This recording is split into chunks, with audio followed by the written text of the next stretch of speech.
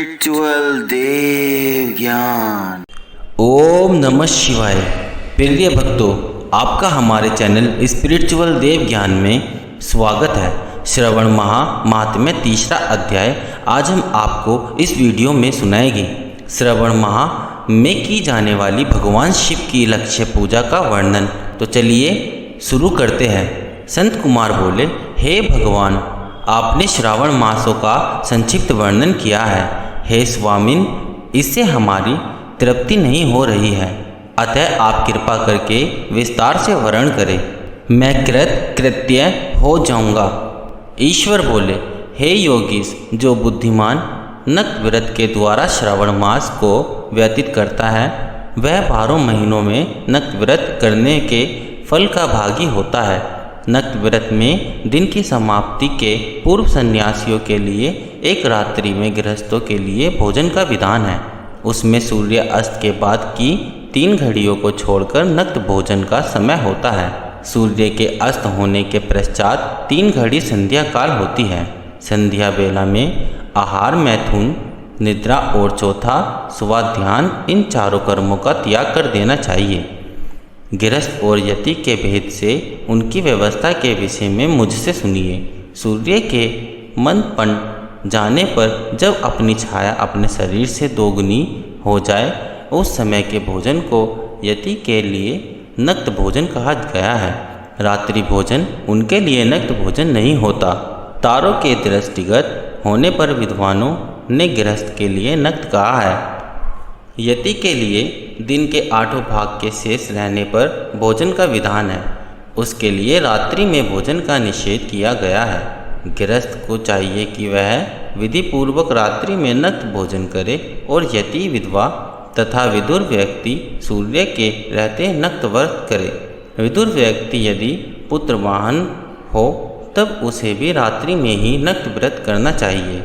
अनाश्मी हो अथवा आश्रमी हो अथवा पत्नी रहित हो अथवा पुत्रवान हो, उन्हीं रात्रि में नक्त व्रत करना चाहिए। इस प्रकार बुद्धिमान मनुष्य को अपने अधिकार के अनुसार नक्त व्रत करना चाहिए। इस मास में नक्त व्रत करने वाला व्यक्ति परम गति का प्राप्त करता है। मैं प्रातःकाल स्नान करूंगा, ब्रह्मचार्य व्रत का पालन करूंगा, नक्त भोजन करूंगा, पृथ्वी पर सोऊंगा और प्राणियों पर दया करूंगा। हे देव, इस व्रत को प्रारंभ करने पर यदि मैं मर जाऊं तो हे जगतपते, आपकी कृपा से मेरा व्रत पूर्ण हो। ऐसा संकल्प करके बुद्धिमान व्यक्ति को श्रावण मास में प्रतिदिन नक्त व्रत करना चाहिए। इस प्रकार नक्त व्रत करने वाला मुझे अत्यंत प्रिय होता है। ब्राह्मण के द्वारा अथवा स्वयं ही अतिरुद्र, महारुद्र अथवा रुद्र मंत्र से महीने भर प्रतिदिन अभिषेक करना चाहिए। हे वत्स, मैं उस व्यक्ति पर प्रसन्न हो जाता हूँ क्योंकि मैं जलाधार से अत्यंत प्रीति रखने वाला हूँ। अथवा रुद्र मंत्र के द्वारा मेरे लिए अत्यंत प्रीतिकर होम प्रतिदिन करना चाहिए। अपने लिए जो भी भोज्य पदार्थ अथवा सुखोपभोग की वस्तु अति प्रिय हो, संकल्प करके उन्हें श्रेष्ठ ब्राह्मण को प्रदान करके स्वयं महीने भर उस पदार्थों का त्याग करना चाहिए। हे मुने, अब इसके बाद उत्तम लक्ष्य पूजा विधि को सुनिए। लक्ष्मी पूजा चाहने वाले अथवा शांति की इच्छा वाले मनुष्य को लक्ष्य बिलपत्रों या लक्ष्य दुर्बदलों से शिव की पूजा करनी चाहिए। आयु की कामना करने वाले को चंपा के लक्ष्य पुष्पों तथा विद्या चाहने वाले व्यक्ति को मल्लिका या चमेली के लक्ष्य पुष्पों से श्री हरि की पूजा करनी चाहिए। शिव तथा विष्णु की प्रसन्नता तुलसी के दालों से सिद्ध होती है। पुत्र की कामना करने वाले को कटोरी के दालों से शिव तथा विष्णु का पूजन करना चाहिए। बुरे स्वपन की शांति के लिए धान्य से पूजन करना प्रशस्त होता है। देव के समस्त निर्मित किए गए रंगबल्ली आदि से विभिन्न रंगों से रचित पद्म, स्वस्तिक और चक्र आदि से प्रभु की पूजा करनी चाहिए। इस प्रकार सभी मनोरथों की सिद्धि के लिए सभी प्रकार के पुष्पों से यदि मनुष्य लक्ष्य पूजा करे तो शिवजी प्रसन्न होगी। तत्पश्चात उद्यापन करना चाहिए। मंडप निर्माण करना चाहिए और मंडप के त्रिभाग परिमाण में वेदिका बनानी चाहिए। तदंतर पुण्यवाह वचन करके आचार्य का वर्ण करना चाहिए और उस मंडप में प्रविष्टि होकर गीत तथा वाक के शब्दों और तीव्र वेद ध्वनि से रात्रि में जागरण करना चाहिए। वेदिका के ऊपर उत्तम लिंगत्वभृत बनाना चाहिए और उसके बीच में चावलों से सुंदर कैलाश का निर्माण करना चाहिए। उसके ऊपर तांबे का अत्यंत चमकीला तथा पंचपल्लवयुक्त कलश स्थापित करना चाहिए और उसे रेशमी वस्त्र से वेष्टित करने देना चाहिए। उसके ऊपर पार्वती पति शिव की सुब्रमण्य प्रतिमा स्थापित करनी चाहिए। तत्पश्चात पंचामृत पूर्वक धूप दीप तथा नैवेद्य से उस प्रतिमा की पूजा करनी चाहिए और गीत वाद्य नृत्य तथा वेद शास्त्र तथा पुराण के पाठ के द्वारा रात्रि में जागरण करना चाहिए। इसके बाद प्रातःकाल भली भांति स्नान करके पवित्र हो जाना चाहिए और अपनी साख निर्दिष्ट विधान के अनुसार वेदी का निर्माण करना चाहिए। तत्पश्चात मूल मंत्र से या गायत्री मंत्र से शिव के सहस्त्र नामों के द्वारा तिल तथा घृत मिश्रित खीर से होम करना चाहिए अथवा जिस मंत्र से पूजा की गई है उसी से होम करके पूर्णाहुति डालनी चाहिए। इसके बाद वस्त्र अलंकार अथवा भूषणों से भली भांति आचार्य का पूजन करना चाहिए। तत्पश्चात अन्य ब्राह्मणों का पूजन करना चाहिए और उन्हें दक्षिणा देनी चाहिए। जिस जिस वस्तु से उमापति शिव की लक्ष्य पूजा की हो उसका दान करना चाहिए।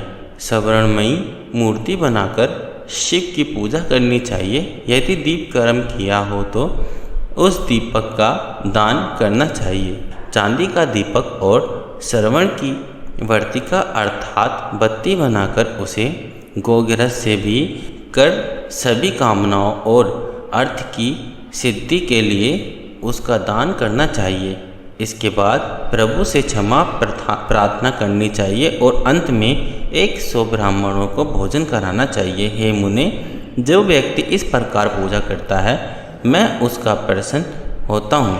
उसमें भी जो श्रावण मास में पूजा करता है उसका अत्यंत फल मिलता है। यदि आपने यह अत्यंत प्रिय कोई वस्तु मुझे अर्पण करने के विचार से इस मास में कोई त्यागता है तो अब उसका फल सुनिए। इस लोक में तथा परलोक में उसकी प्राप्ति लाख गुना अधिक होती है। सकाम करने से अभिलाषित सिद्धि होती है और निष्काम करने से परम गति मिलती है। इस मास में रुद्राभिषेक करने वाला मनुष्य उसके पाठ की अक्षर संख्या से एक एक अक्षर के लिए करोड़ों करोड़ों वर्षों तथा रुद्र लोक में प्रतिष्ठा प्राप्त करता है। पंचामृत का अभिषेक करने से मनुष्य अमृत प्राप्त करता है। इस मास में जो मनुष्य भूमि पर शयन करता है उसका फल भी मुझसे सुनिए।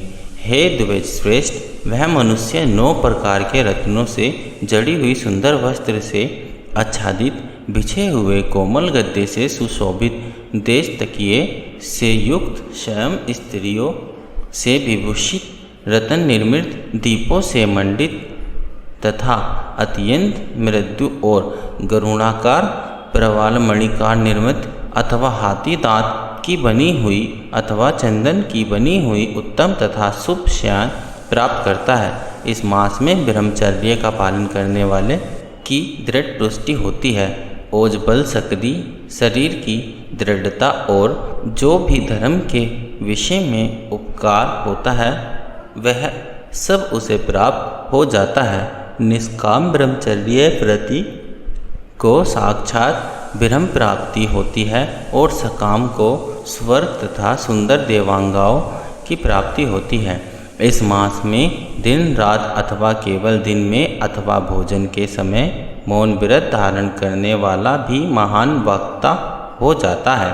व्रत के अंत में घंटा और पुस्तक का दान करना चाहिए। मौन व्रत के महात्म्य से मनुष्य सभी शास्त्रों में कुशल तथा वेद वेदांगों में पारंपरिक हो जाता है तथा बुद्धि में बृहस्पति के समान हो जाता है। मौन धारण करने वाले का किसी से कलह नहीं होता, अतः मौन व्रत अत्यंत उत्कृष्ट है।